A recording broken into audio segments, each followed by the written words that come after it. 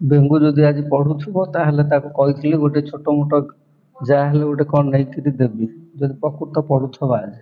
ଦେଖି ଆଜି ଘର ଖୋଲି ପଢୁଥିବ ଯଦି ତାହେଲେ ସତରେ ମୁଁ କହିଥିଲି କହିକି ଯାଇଥିଲି ସେ ଦେଖିଲା ବେଳକୁ ସତକୁ ସତ ହେଇ ବେଙ୍ଗୁ ଆଜି ହେଇ ପଢୁଛି।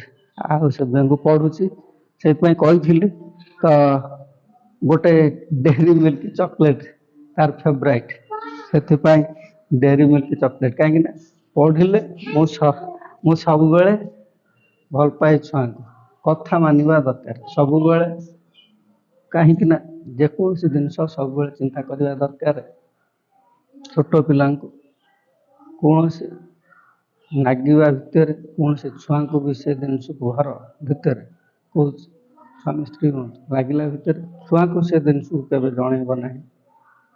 ଭଲ ଭଲ ଜିନିଷ ଯେଉଁଟାକି ତାଙ୍କୁ ଶିଖେଇବ ସେ ଜିନିଷକୁ ଶିଖିବ।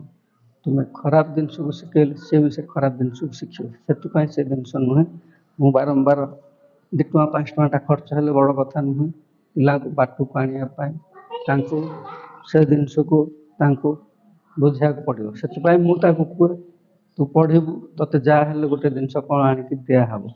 କିନ୍ତୁ ତାକୁ କାଲି ଗୋଟେ ଆଇସ୍କ୍ରିମ୍ ଦେଇଥିଲି ଆଜି ବି କହିଥିଲି ପଢ଼ିବା ପାଇଁ ଗୋଟେ ଚକୋଲେଟ୍ ଦେଇଛି।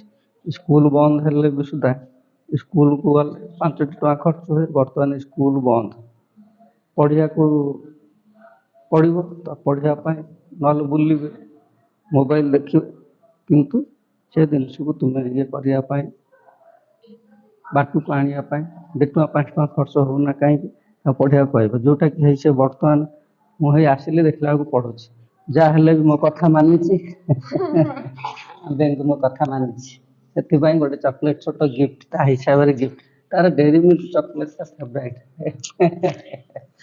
ଡେରି ମିଲ୍କ